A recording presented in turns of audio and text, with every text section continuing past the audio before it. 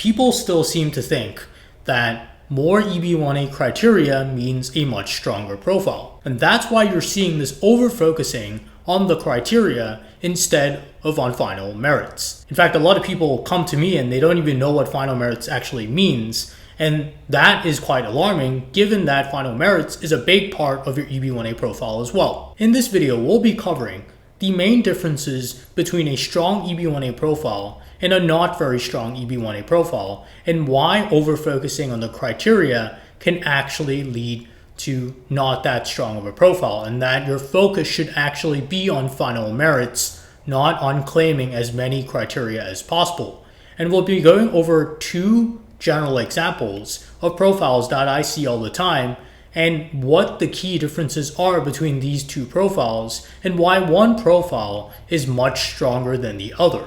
And for those of you who don't know me, my name is Jason, and I work with several top immigration lawyers, which is where my EB1A profile building insights come from.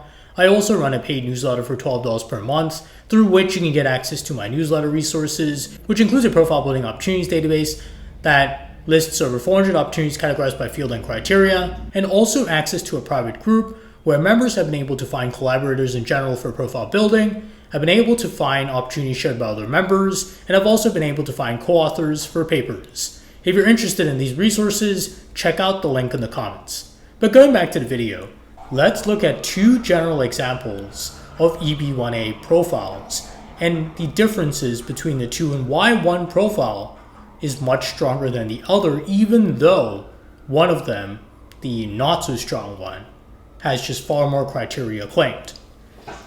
The first profile type that you tend to see all the time is you see someone with 5, 6, maybe sometimes even 7 criteria claimed. It's usually awards, authorship, membership, judging, media coverage. These are the criteria that people with a lot of criteria claimed tend to try to claim.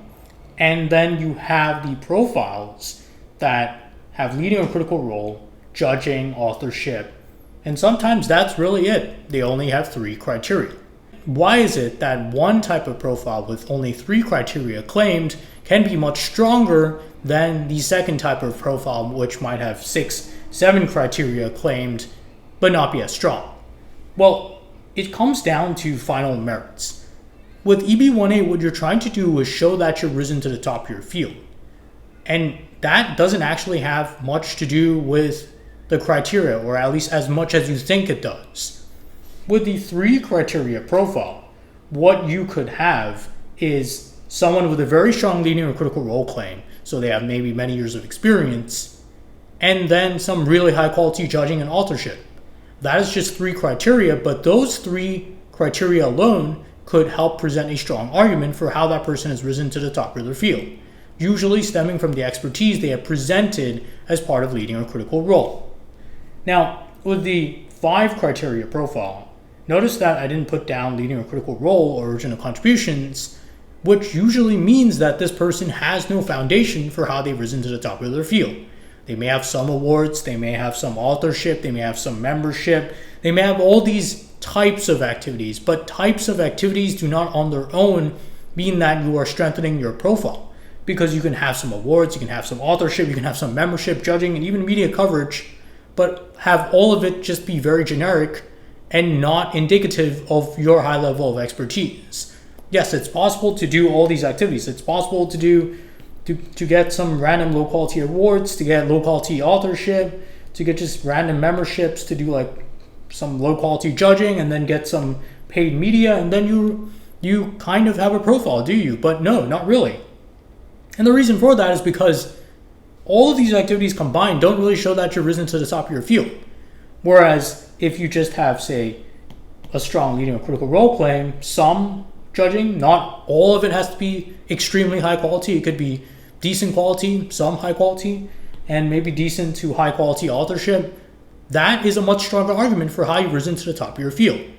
So EB1A is not about the number of criteria you can claim. It is about whether you can show that you've risen to the top of your field. That should be the core of your profile building philosophy. It shouldn't be about claiming as many criteria as possible, doing as many activities as possible. It should be about strengthening your argument that you've risen to the top of your field. And that is why claiming more criteria does not necessarily mean that you are building a strong profile. It is because more criteria, more activities does not mean you're advancing your argument that you've risen to the top of your field.